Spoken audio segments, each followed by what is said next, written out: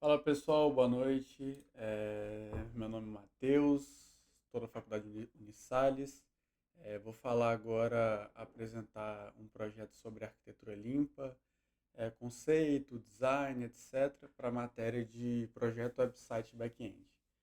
Bom, vamos lá. Começando o nosso projeto, vamos partir aqui primeiramente para os tópicos da apresentação, que é um pouco sobre o que é arquitetura limpa, quais são as camadas.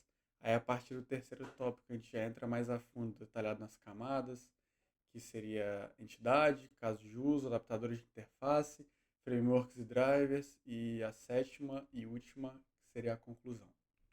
Bom, vamos lá.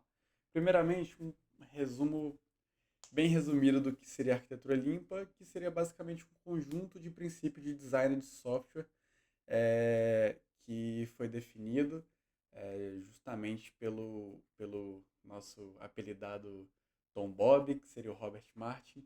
Ela promove a separação de responsabilidades, tornando o código mais fácil de manter, testar e escalar. Basicamente ajudando a realmente testar o código, como a gente vai ver mais para frente, cada camada ela é completamente dependente. Então, por exemplo, caso eu mexa na segunda camada, que seria caso de uso, ela não afetaria basicamente nada na minha primeira camada, que seria entidade, e por aí em diante. É, mas vamos lá. O foco é manter as regras de negócio independente de framework, interface de usuário e bancos de dados, facilitando a adaptação e evolução do sistema. É porque no início do sistema, basicamente a gente pode começar por alguma linguagem específica, enfim, e ao decorrer do projeto ou ao decorrer da evolução do sistema, independente caso já esteja rodando, a gente pensa em trocar a linguagem, passa para alguma linguagem mais otimizada ou algo do tipo. Então, basicamente, as três primeiras camadas, que seriam entidade, caso de uso e adaptadores, elas seriam feitas em linguagem nativa, como por exemplo, somente Java, sem usar nenhum framework, como por exemplo Spring Boot e vice-versa. Vamos supor, caso eu queira mudar para qualquer outra linguagem, seja Python, enfim, seja lá qual for, ao decorrer dessa mudança, dessa evolução, eu não vou precisar me basear em alguma linguagem ou algum framework parecido que eu usei, porque eu vou ter ali a linguagem nativa do projeto. E é muito mais fácil fazer a manutenção, enfim, ou passar para essa outra linguagem. As camadas, basicamente, como eu tinha dito, que seriam as entidades, os casos de uso, os adaptadores de interface, e a quarta e última, que seriam os frameworks e drivers, que aí entrariam as bibliotecas, os frameworks, de, vai de caso para caso, mas a terceira camada, que seriam os adaptadores de interface, pode ser que entre alguma biblioteca para facilitar essa conexão entre a interface e as camadas anteriores, mas depende basicamente de cada projeto. Mas basicamente a quarta e última, que seria Frameworks e Drivers, que entraria a maioria. Falando um pouco das entidades, elas representam as regras de negócio, que seriam basicamente Business Object, é, fundamentais e universais do sistema. É independente de detalhe externo, como banco de dados ou interface, e contém objetos com atributos e métodos que refletem o domínio da aplicação. Então, por exemplo, a gente poderia estar falando de, não sei, um e-commerce, alguma coisa, um sistema de alguma loja física, poderia ter o cliente, poderia ter o funcionário, poderia ter o produto, poderia ter a entrega, enfim, poderiam ter essas classes core do projeto, as classes principais do projeto que de jeito nenhum, de modo algum, serem alteradas. Agora, os casos de uso, eles basicamente definem a lógica da aplicação específica e os fluxos de trabalho. Então, um exemplo também que a gente pode dar, seguindo nessa linha de alguma loja que vende alguma coisa, um sistema dessa loja, seria basicamente alguma classe chamada processar venda. A gente poderia fazer esse fluxo, ou enfim, e vice-versa. A gente basicamente seria o fluxo de trabalho entre as entidades. Poderia envolver três classes diferentes.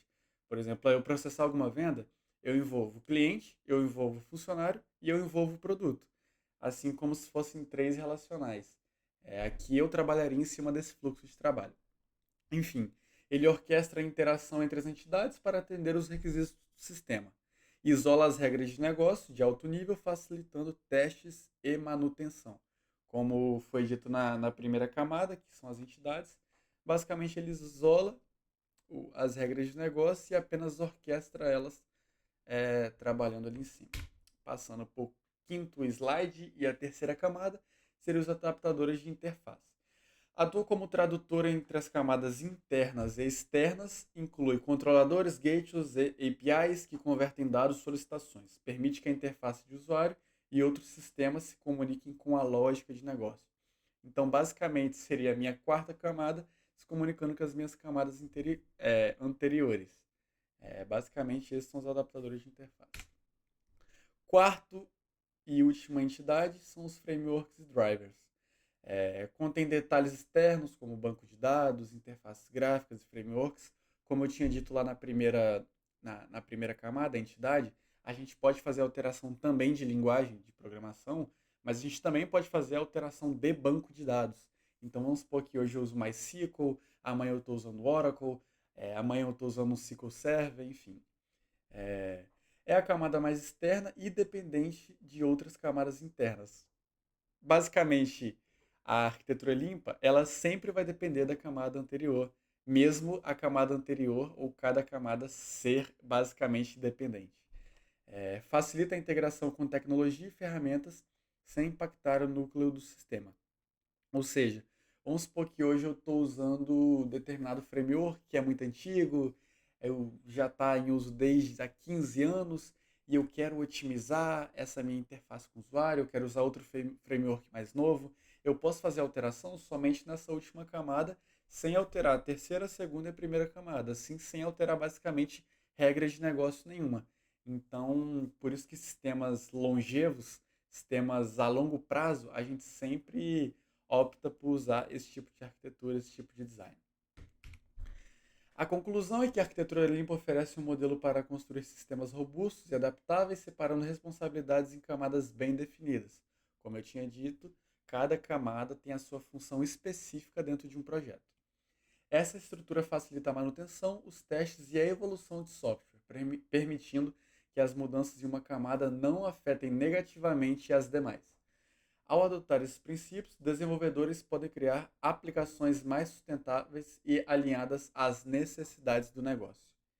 Então, basicamente é isso. Sobre a apresentação do relatório que eu entreguei.